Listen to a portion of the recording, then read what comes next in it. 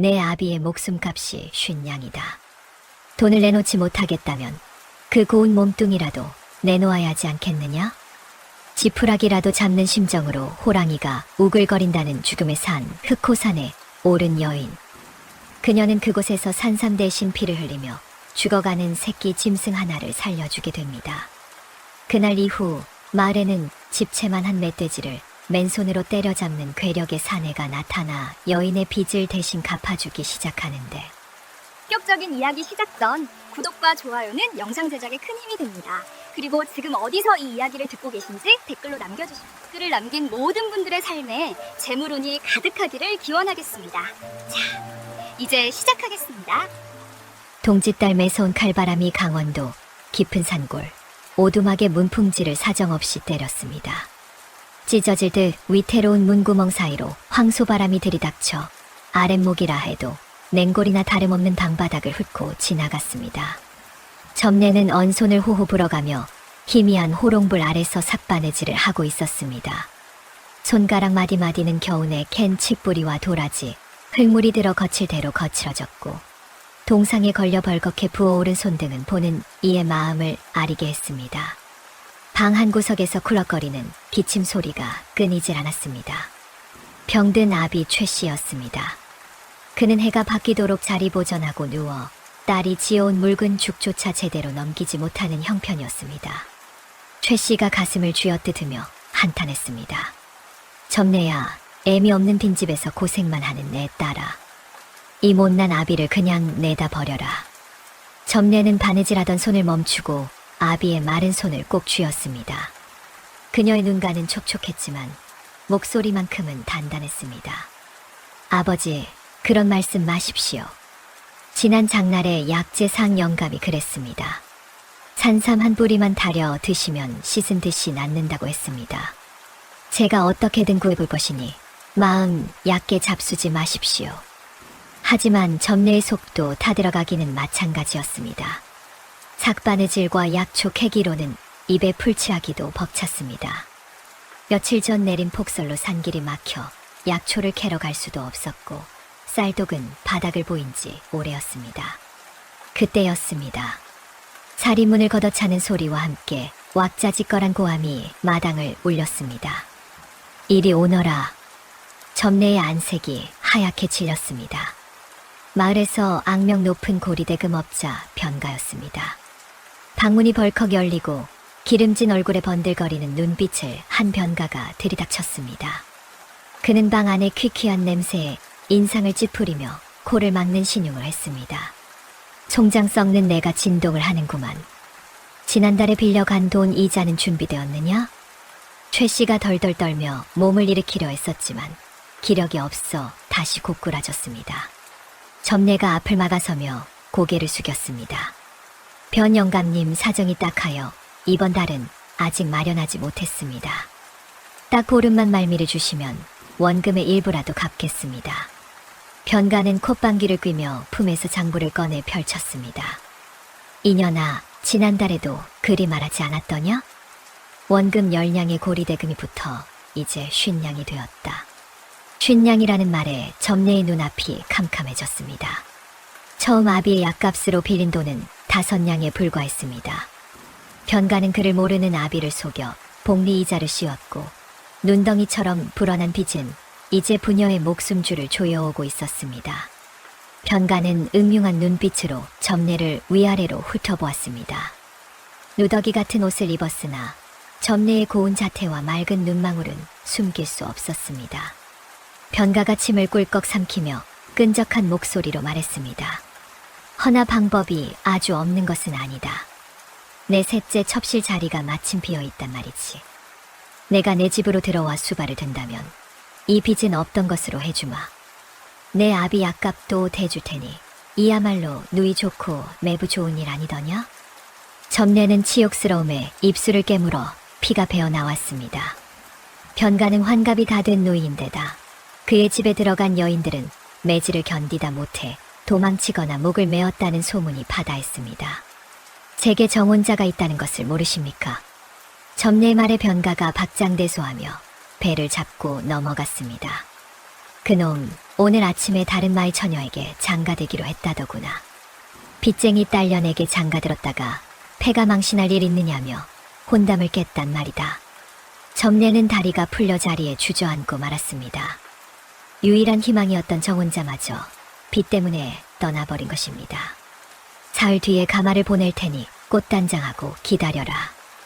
만약 그때도 싫다 하면 내 아비는 관아로 끌려가 곤장을 맞고 옥에서 죽게 될 것이다. 알겠느냐?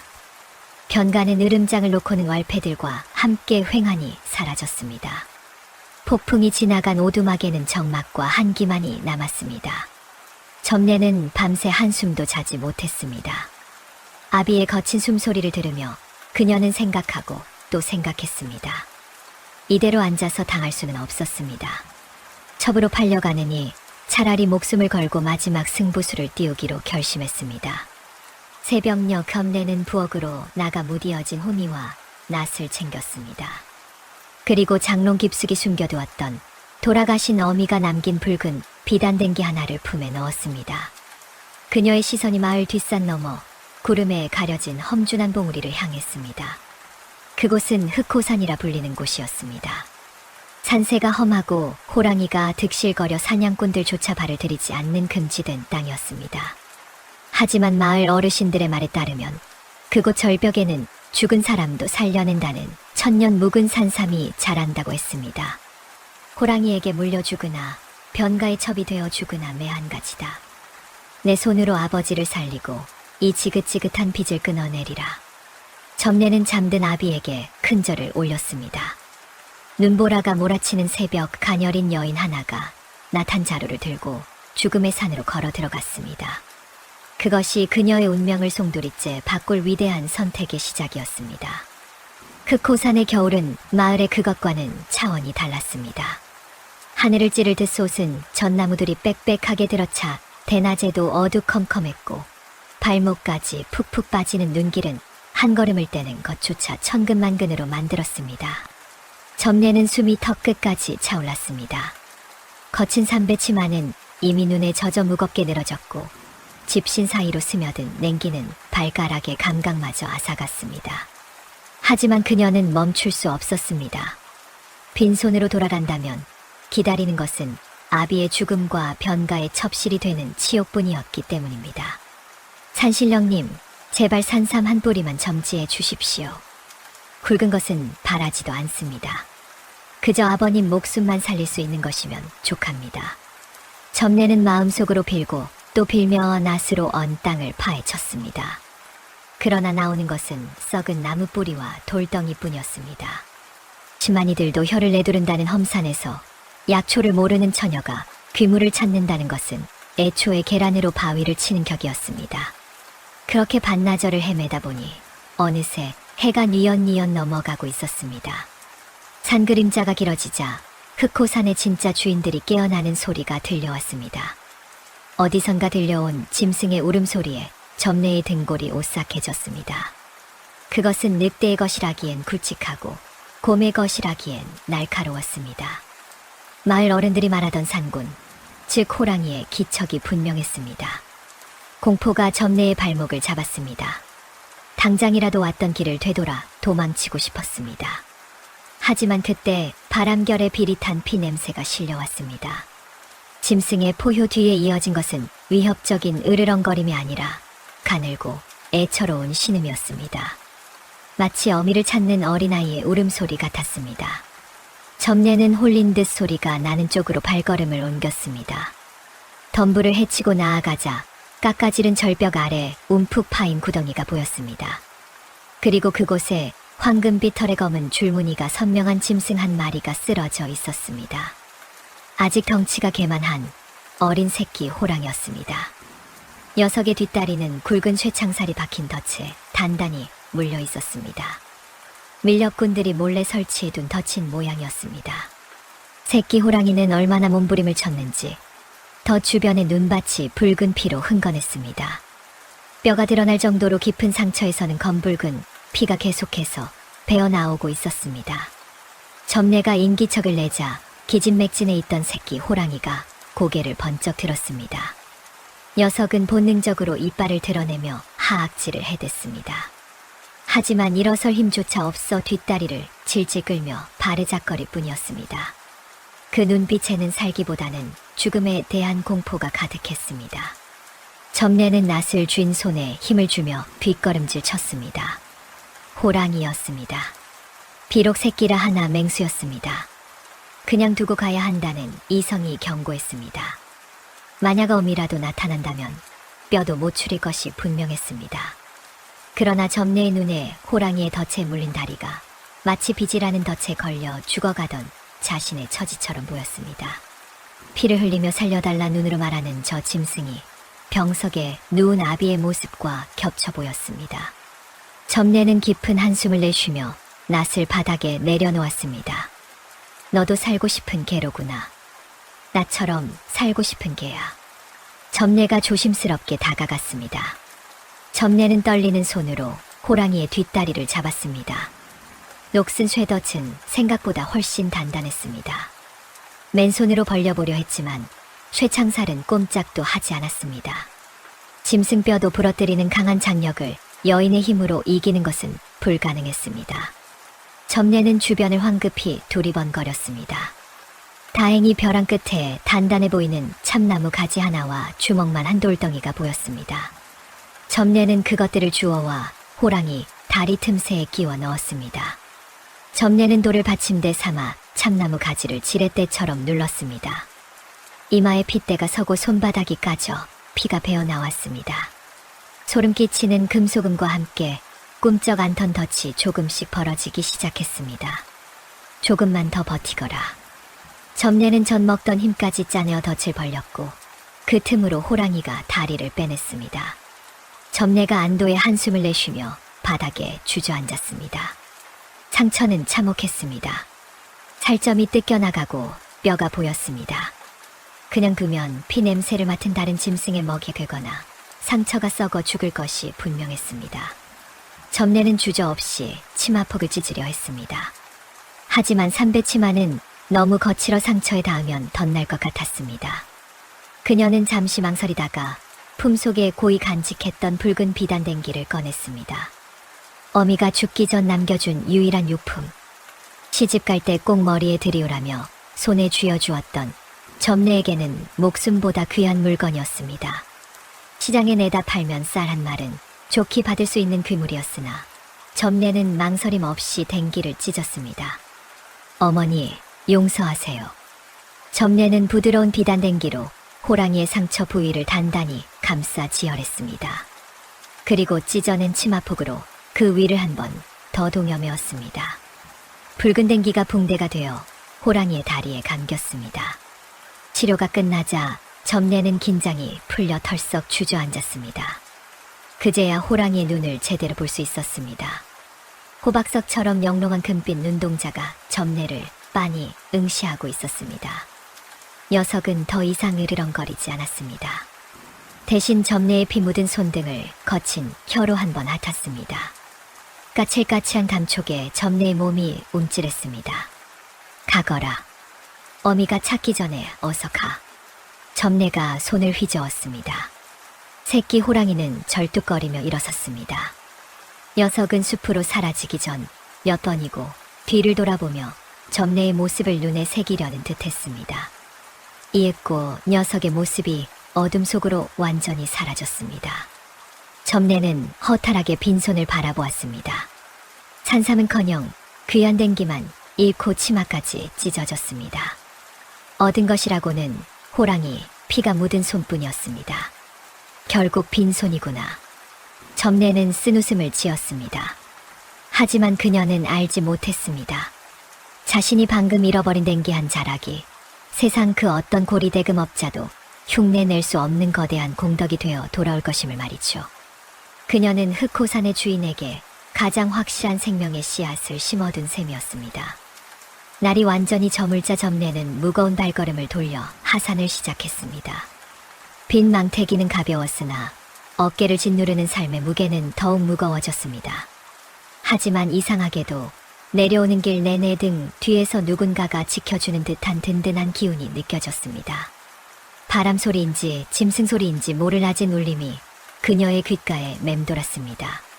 집으로 돌아온 점례를 맞이한 것은 차갑게 식어가는 방과 아비의 한숨 소리, 그리고 마당에 찍힌 변가의 흙발 자국뿐이었습니다. 사흘. 이제 약속된 시간은 이틀밖에 남지 않았습니다. 절망이 깊어지던 그날 밤, 흑호산 깊은 곳에서는 어미 호랑이의 분노에 찬 포효가 메아리 쳤습니다. 이튿날 아침, 마을 어귀가 발칵 뒤집혔습니다. 동네 개들이 미친 듯이 지저대고 달들이 푸드덕거리며 지붕 위로 날아올랐습니다. 평온하던 산골 마을에 난데없는 불청객이 나타났기 때문입니다. 머리카락은 산발하여 덥수룩했고 드러난 피부는 햇빛을 보지 못한 듯 창백했습니다. 몸에는 짐승의 가죽을 기워 만든 누더기를 걸치고 있었는데 그 사이로 드러난 팔뚝과 종아리는 마른 장작처럼 단단해 보였고 팽팽하게 당겨진 힘줄이 불끈거렸습니다. 우람한 덩치는 아니었으나 온몸에서 뿜어져 나오는 서늘한 기운이 보는 이를 압도했습니다. 사내는 사람의 말을 하지 못했습니다. 그저 짐승처럼 으르렁거리며 동네 아이들을 노려볼 뿐이었습니다. 특히 숫검댕 사이로 빛나는 황금빛 눈동자는 사람의 것이라기엔 너무나 섬뜩했습니다. 겁에 질린 아이들이 울음을 터뜨리며 달아났고 안악들은 황급히 살인문을 걸어 잠갔습니다. 마을 장정들이 쇠스랑과 몽둥이를 들고 몰려 나왔습니다. 하지만 사내는 아랑곳하지 않고 무언가를 질질 끌며 마을 한가운데를 가로질렀습니다. 그가 끌고 오는 물체는 거대한 멧돼지였습니다. 좋기 7,800 그는 되어 보이는 시커먼 멧돼지를 사내는 마치 깃털이라도 되는 양 가볍게 어깨에 걸치고 성큼성큼 걸어오고 있었습니다. 비현실적인 광경의 사람들은 입을 다물지 못했습니다. 사내의 발걸음이 멈춘 곳은 다름 아닌 마을 가장 끝자락, 다 쓰러져가는 점례네 초가집 앞이었습니다. 사내는 멧돼지를 마당 한가운데 내동댕이 쳤습니다. 땅이 울릴 정도로 육중한 무게였습니다. 방 안에서 아비를 간호하던 점례가 쿵소리에 놀라 방문을 열고 나왔습니다. 그녀의 눈앞에 펼쳐진 광경은 기가 막혔습니다. 집채만 한 멧돼지 시체와 그 앞에 서서 거친 숨을 몰아쉬는 사내, 그리고 그 뒤를 쫓아와 웅성거리는 마을 사람들. 동네 이장이 낯을 겨누며 소리쳤습니다. 점례야, 문 닫아라. 저 미친놈이 해코지할라. 덩달아 장정들이 사내를 애워싸고 위협을 가했습니다. 사내는 쇠스랑이 눈앞에서 얼쩡거리지 성가시다는 듯 입술을 말아 올리며 하얀 송곳니를 드러냈습니다. 그 소리는 영락없는 맹수의 위협이었습니다. 금방이라도 사람들에게 달려들 기세였습니다. 사람들은 기겁하며 뒷걸음질 쳤습니다. 산귀신이 씌었어. 내쫓아야 해. 누군가 던진 돌멩이가 사내의 이마를 맞췄습니다. 사내의 눈빛이 순식간에 살기로 번들거렸습니다.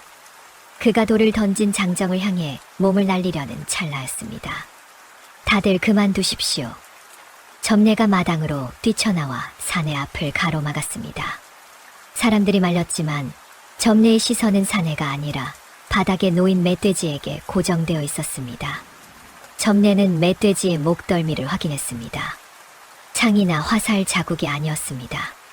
단숨에 목혈을 끊어버린 날카롭고 정확한 맹수의 이빨 자국이 선명했습니다. 그 상처의 크기와 깊이, 어젯밤 꿈속에서 보았던, 그리고 자신이 치료해 주었던 호랑이의 것과 흡사했습니다. 점례는 고개를 들어 사내를 바라보았습니다. 숫검댕 투성이 얼굴 속에 숨겨진 눈동자, 사납게 번들거리던 그 눈빛이 점례와 마주치자 거짓말처럼 순해졌습니다. 마치 칭찬을 기다리는 강아지처럼 사내는 멧돼지를 툭툭 치며 점례를 쳐다보았습니다. 밥. 사내의 입에서 짐승 소리 대신 어눌한 사람의 말이 흘러나왔습니다. 점례는 직감했습니다. 이 사내는 자신을 해치러 온 것이 아니었습니다. 어제 살려준 새끼 호랑이 혹은 그 어미인 산군이 보낸 심부름꾼이거나 호랑이와 깊은 연을 맺은 존재임이 분명했습니다. 남들 눈에는 미친 거지로 보였지만 점례의 눈에는 하늘이 내려준 황금 동아줄로 보였습니다. 점례는 떨리는 손으로 사내의 이마에 흐르는 피를 닦아주려 손을 뻗었습니다. 사람들이 숨을 죽였습니다. 사내가 점례의 손을 물어뜯을 것이라 생각했기 때문입니다. 하지만 사내는 가만히 눈을 감고 점례의 손길을 받아들였습니다. 그에게서 짙은 짐승의 누린내와 숲의 냄새가 났습니다. 점례는 단호한 표정으로 사람들을 돌아보았습니다. 배가 고파서 온 불쌍한 분입니다. 제가 알아서 할 테니 다들 돌아가 주십시오. 사람들은 혀를 차며 하나둘 흩어졌습니다. 변가의 비 때문에 점례가 실성했다며 수군거리는 소리가 들려왔습니다. 마당에 단둘이 남게 되자 점례는 부엌으로 들어가 남은 보리밥을 박박 긁어 모았습니다. 찬물에 밥을 말아 묵은 김치 한 조각을 얹어 바가지에 담아왔습니다. 사내는 밥 냄새를 맡자마자 코를 벌름거리더니 점례가 바가지를 내밀기도 전에 낚아채듯 가져갔습니다. 그는 손도 쓰지 않고 개처럼 바가지에 얼굴을 쳐박고 허겁지겁 밥을 삼켰습니다. 며칠을 굶었는지 씹지도 않고 넘기는 꼴이 애처롭기까지 했습니다. 점례는 그 모습을 지켜보며 멧돼지를 다시 살폈습니다. 털이 뻣뻣하고 윤기가 흐르는 최상품이었습니다. 장터 푸죽간에 넘기면 좋기 5냥은 받을 수 있는 거물이었습니다. 쌀 한 톨 없는 집의 고기라니. 멧돼지 한 마리면 아버지 기력을 보하고도 남을 양이었습니다. 고맙습니다. 점례의 말에 사내가 고개를 들었습니다. 입가에 밥풀을 잔뜩 묻힌 채 그는 해벌쭉 웃어 보였습니다. 숯검댕 사이로 드러난 하얀 치아가 순박해 보였습니다. 점례는 치마폭을 꺼내 그의 입가를 닦아주었습니다. 이름이 있으신가요? 사내는 고개를 갸웃거렸습니다. 이름이라는 단어를 모르는 눈치였습니다. 호랑이 굴에서 온 것 같으니 범수라고 부르겠습니다. 호랑이처럼 빼어나다는 뜻입니다. 점례는 이 거칠고 힘센 사내를, 아니 하늘이 보낸 이 귀한 일꾼을 절대 놓치지 않겠다고 다짐했습니다. 겉모습은 짐승이나 그 속에는 천금을 주고도 못 살 우직함이 들어있음을 점례는 본능적으로 알아차렸습니다. 변가에게 약속한 날짜까지 남은 시간은 이틀. 점례는 범수와 멧돼지를 번갈아 보며 머릿속으로 살아남을 방도를 빠르게 그려나가기 시작했습니다. 그때 배를 채운 범수가 갑자기 자리에서 벌떡 일어났습니다. 그리고는 점례의 낡은 부엌칼을 집어들더니 멧돼지 가죽을 능숙하게 벗겨내기 시작했습니다. 범수의 손놀림은 눈에 보이지 않을 만큼 빨랐습니다. 무딘 부엌칼이 춤을 추듯 움직이자 거대한 멧돼지의 가죽이 순식간에 뼈와 살에서 분리되었습니다. 힘으로 뜯어내는 것이 아니라 관절과 근육의 결을 정확히 꿰뚫는 섬세하고도 잔혹한 솜씨였습니다. 기름기와 살점이 완벽하게 분리된 가죽은 장터 포목점에 내다 팔아도 최상품 대접을 받을 만했습니다. 고기 또한 뼈마디를 정확히 갈라내어 먹기 좋게 손질해 놓으니 천하의 백정이라도 혀를 내두를 솜씨였습니다. 점례는 그 모습을 보며 확신했습니다. 이 사내는 단순한 바보나 미치광이가 아니었습니다. 산속에서 홀로 살아남으며 짐승의 생리를 터득한 다듬어지지 않은 원석이었습니다. 그 꼴로는 안 되겠습니다. 점례가 단호하게 말했습니다. 피칠갑이 된 손과 숯검댕 투성인 얼굴, 짐승 털옷을 입은 모습은 영락없는 산도적이었습니다. 이대로라면 관아에 잡혀가거나 사람들에게 맞아 죽기 딱 좋았습니다. 점례는 범수를 이끌고 집 뒤편 개울가로 갔습니다. 살얼음이 낀 차가운 물이었지만 범수는 추위조차 모르는 듯 멀뚱히 서 있었습니다. 점례는 짚풀 수세미에 재를 묻혀 범수의 몸을 박박 문질러 닦았습니다. 때국물이 씻겨 내려가자 숯검댕 속에 숨겨져 있던 본래의 얼굴이 드러났습니다. 콧날은 베일듯 날카로웠고 턱선은 강인했습니다. 눈매가 매서워 보였으나 점례를 바라보는 눈빛만은 갓 태어난 강아지처럼 순했습니다. 씻겨놓고 보니 어디 내놓아도 빠지지 않을 헌칠한 사내였습니다. 점례는 장롱 깊숙한 곳에서 아비가 젊은 시절 입던 무명 바지 저고리를 꺼내 입혔습니다. 품이 조금 작아 소매가 짧았지만 누더기를 걸쳤을 때와는 딴판이었습니다. 이제야 사람 같네요. 점례가 빙긋 웃자 범수도 따라 입꼬리를 올리며 해벌쭉 웃었습니다. 그는 자신의 깨끗해진 손과 옷이 신기한지 연신 쓰다듬었습니다. 저녁상은 멧돼지 고기를 넣고 끓인 탕이었습니다. 구수한 냄새가 온 집안에 진동하자 누워있던 최 씨도 코를 벌름거리며 일어났습니다. 아버지, 일어나셨어요? 어서 드세요. 점례가 상을 차려내자 범수는 또다시 손을 뻗어 고기를 집으려 했습니다. 점례가 범수의 손등을 숟가락으로 가볍게 때렸습니다. 범수가 깜짝 놀라 손을 움츠리며 점례를 쳐다보았습니다. 억울한 표정이었습니다. 사람은 손으로 먹지 않습니다. 점례는 숟가락을 범수의 손에 쥐어주었습니다. 범수는 숟가락을 몽둥이 쥐듯 어색하게 잡았습니다. 국을 뜨려다 흘리고 입에 넣으려다 코에 묻히기 일쑤였습니다. 하지만 점례는 화내지 않고 아이를 가르치듯 몇 번이고 손을 잡아주며 숟가락질을 가르쳤습니다. 범수는 점례가 시키는 대로 숟가락으로 국물을 떠먹었습니다. 따뜻한 국물이 목을 타고 넘어가자 그의 눈이 휘둥그레졌습니다. 날고기만 씹던 그에게 익힌 음식과 양념의 맛은 신세계였습니다. 맛있다. 범수가 어눌하게 중얼거렸습니다. 점례는 깜짝 놀라 그를 쳐다보았습니다. 말을 할 줄 아세요? 누이. 범수는 점례를 가리키며 누이라고 불렀습니다. 어디선가 들어본 말인 듯했습니다. 점례는 가슴 한구석이 찡해졌습니다. 산속에 버려지기 전 그에게도 가족이 있었던 모양이었습니다. 그래요, 누이라고 부르세요. 저는 범수님을 식구처럼 여길 테니. 그날부터 기묘한 동거와 훈련이 시작되었습니다. 점례는 범수에게 사람의 말과 예절을 가르쳤고 범수는 점례가 시키는 일이라면 불속이라도 뛰어들 기세로 해냈습니다. 범수의 힘은 상상을 초월했습니다. 장정 셋이 달라붙어도 꿈쩍 않던 마당의 바위를 들어 옮기고 도끼질 한 번에 아름드리 통나무가 쩍쩍 갈라졌습니다. 점례가 반나절을 걸려 하던 장작 패기를 범수는 식전 대바람에 끝내놓았습니다. 무너져가던 초가집 지붕도 범수가 산에서 억새를 베어와 얹으니 금세 번듯해졌고 멧돼지가 파헤쳐 엉망이던 텃밭도 반나절 만에 말끔하게 갈아엎어졌습니다. 밥만 먹여주면 불평 한마디 없이 소처럼 일하는 그야말로 천하장사 머슴을 공짜로 얻은 셈이었습니다. 하지만 가장 큰 수확은 따로 있었습니다.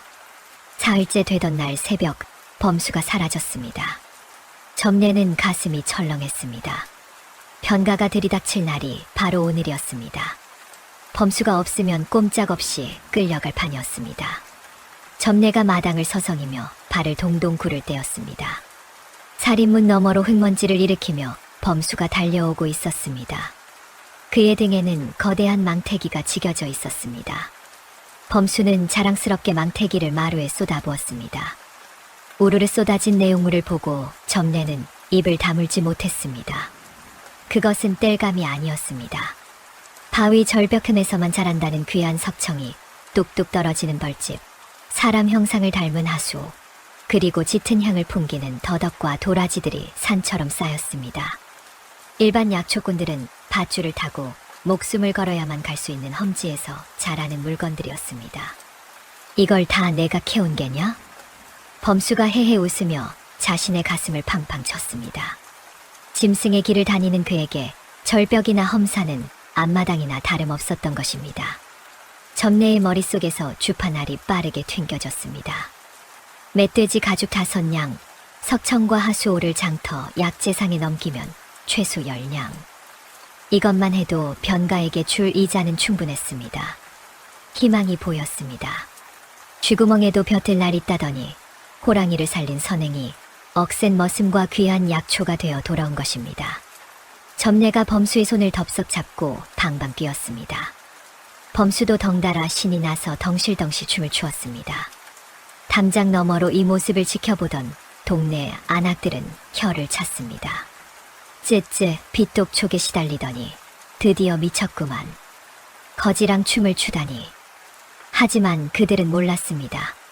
그 미친 거지가 점례를 가난의 늪에서 건져 올릴 황금동아줄이라는 사실을 말입니다.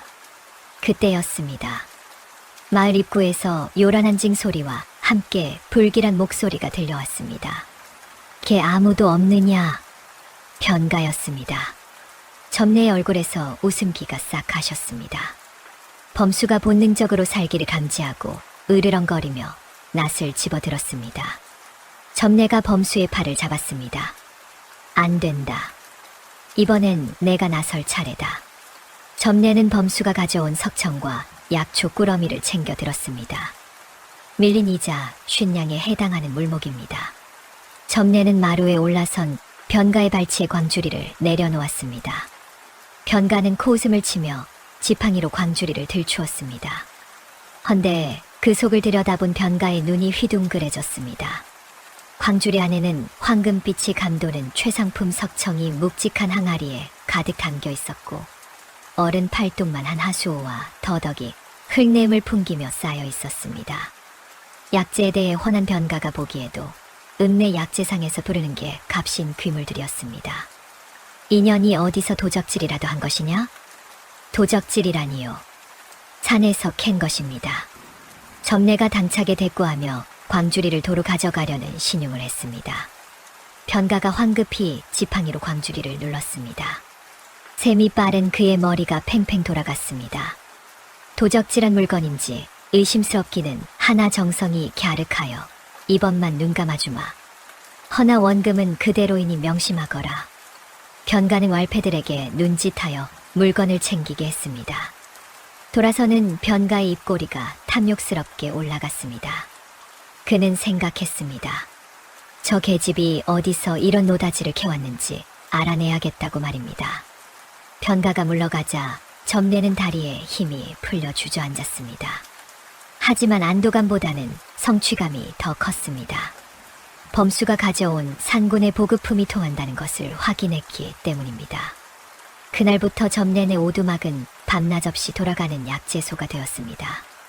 범수는 그야말로 걸어다니는 보물지도였습니다. 그가 산에 다녀올 때마다 마당에는 진기한 것들이 쌓였습니다. 깎아지른 절벽 틈바구니에서 자란 영지버섯, 깊은 계곡 음지에서만 서식하는 산양삼, 곰이나 호랑이가 상처 입었을 때 먹는다는 이름 모를 신비한 약초까지 사람의 발길이 닿지 않는 흑호산의 정수들이 범수의 손을 거쳐 점내에게로 배달되었습니다. 점내는 단순히 원물을 내다 파는 하수가 아니었습니다. 어깨너머로 배운 지식과 타고난 손재주를 발휘하여 이문을 높였습니다.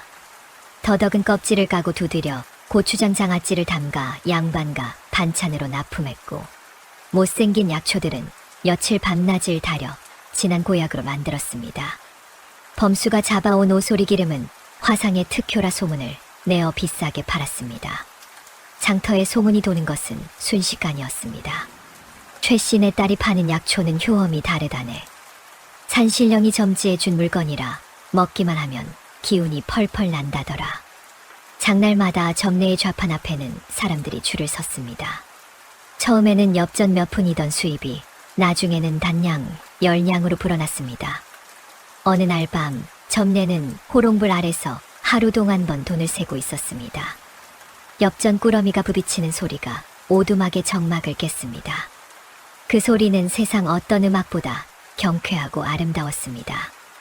이제 원금을 다 갚고도 남겠구나. 점내의 눈시울이 붉어졌습니다. 쌀독에는 하얀 쌀이 가득했고 부엌 아궁이에는 장작이 활활 타올랐습니다. 아버지 최 씨는 범수가 잡아온 꿩과 토끼 고기를 고아 먹고 혈색이 돌아 이제 지팡이를 짚고 마당을 거닐 정도가 되었습니다. 이 모든 기적의 중심에는 범수가 있었습니다. 범수는 돈의 가치를 몰랐습니다. 그저 점내가 기뻐하며 잘했다고 머리를 쓰다듬어주고 따뜻한 고기국밥을 배불리 먹여주면 그것으로 좋겠습니다. 범수는 점내가 깎아준 담을 오도독 씹으며 아이처럼 웃었습니다. 점내는 그런 범수의 투박한 손을 잡았습니다. 굳은 살이 박이고 생채기가 가득한 손이었습니다. 너는 내게 온 복덩이야. 이 은혜 평생 갚으며 삶아. 점내는 다짐했습니다. 빚을 다 갚으면 남은 돈으로 땅을 사고 범수를 정식으로 호적에 올려 동생이든 지압이든 삼아 평생을 함께하겠다고 말입니다. 두 사람, 아니 호랑이까지 셋이 만들어낸 합자는 완벽해 보였습니다. 하지만 호사다마라 했던가요? 점내네 집에 돈이 쌓인다는 소문은 가장 피하고 싶은 자의 귀에 가장 먼저 들어갔습니다. 변가의 사랑방. 변가는 신복이 물어온 소식을 듣고 곰방대를 탁탁 털었습니다. 뭐라? 빚 갚을 돈을 다 모았다고? 게다가 그 물건들을 그 미친 거지가 다 산에서 주워온다고. 예, 행수 어른. 그 거지가 힘이 장사라 험한 산을 제 집 드나들듯 한답니다. 마을 사람들 말로는 호랑이가 키운 자식이라던데요. 놈이 가져오는 약초만 뺏어도 돈이 마르지 않을 것이라고 합니다. 신복의 말에 변가의 눈이 번들거렸습니다. 빚 50냥을 받는 것은 이제 중요하지 않았습니다. 변가가 원하는 것은 황금알을 낳는 거위, 즉 범수 그 자체였습니다. 그리고 범수를 조종하는 점례까지 손에 넣는다면 흑호산의 보물창고가 통째로 자신의 것이 되는 셈이었습니다. 변가는 응용한 미소를 지으며 서랍에서 낡은 장부 하나를 꺼냈습니다. 그리고 먹을 가라붓을 들었습니다. 빚 문서를 조작하려는 수작이었습니다. 그것으로도 모자라 그는 관아의 형방을 매수할 계획까지 세웠습니다. 내일 밤이다. 거지는 관아로 넘겨 도적 누명을 씌우고 계집은 내 안방으로 끌고 온다. 어둠 속에서 탐욕의 덫이 서서히 조여오고 있었습니다. 아무것도 모르는 점례와 범수는 그저 다가올 내일의 행복을 꿈꾸며 깊은 잠에 들었습니다. 마당 한 구석, 범수가 벗어놓은 집신 옆에 산군이 보낸 전령인 듯 부엉이 한 마리가 앉아 슬프게 울어대고 있었습니다. 다음 날 아침, 점례는 설레는 마음으로 옷매무새를 다듬었습니다. 치마폭 깊숙이 꼬깃꼬깃 모은 돈과 은비녀를 챙겼습니다. 지난밤 잠을 설쳤지만 발걸음은 구름 위를 걷는 듯 가벼웠습니다. 드디어 지긋지긋한 빚의 굴레를 벗어던지고 자유의 몸이 되는 날이었기 때문입니다. 범수야, 집 잘 보고 있거라. 아버지, 약 챙겨드리고 내 읍내에 가서 만난 고기랑 술 한 병 사 올 테니. 점례의 당부에 범수는 마당을 쓸다 말고 환하게 웃으며 고개를 끄덕였습니다. 그의 순박한 미소를 뒤로하고 점례는 고갯마루를 넘어 변가의 기와집으로 향했습니다. 하지만 변가의 대문 앞 분위기는 심상치 않았습니다. 평소 문을 지키던 하인들은 보이지 않고 대문은 굳게 닫혀 있었습니다. 점례가 조심스레 문고리를 두드렸습니다. 최씨 댁딸이 빚을 갚으러 왔습니다. 한참 뒤에야 삐거덕 소리를 내며 쪽문이 열렸습니다. 험상궂게 생긴 하인이 퉁명스럽게 내뱉었습니다. 행수 어른께서는 출타 중이시다. 오늘은 날이 아니니 돌아가거라. 분명 오늘까지라 하셨습니다. 돈을 가져왔으니 받아주십시오. 점례가 전대를 들어 보이며 사정했으나 하인은 막무가내였습니다. 쾅! 쪽문이 닫혔습니다. 점례는 닫힌 문 앞에서 망연자실하게 서 있었습니다. 불길한 예감이 스쳐 지나갔습니다. 돈을 받지 않겠다니. 똥오줌도 받아다 걸음으로 팔 위인이 돈을 마다한다는 것은 돈보다 더 큰 꿍꿍이가 있다는 뜻이었습니다. 그 시각 변가는 읍내관아 뒷방에서 형방과 독대를 하고 있었습니다. 상위에는 점례가 가져왔던 최상품 석청 항아리와 산양삼 2뿌리가 뇌물로 올라와 있었습니다. 허허, 이거 참 귀한 물건이구만. 자네가 말한 그 도적놈이 정말 흑호산에 숨어 산단 말인가? 기름진 얼굴의 형방이 산양삼을 어루만지며 물었습니다. 변가는 비열한 웃음을 흘리며 고개를 조아렸습니다. 제 눈으로 똑똑히 보았습니다. 그놈은 짐승 가죽을 뒤집어 쓰고 다니며 산속의 약초꾼들을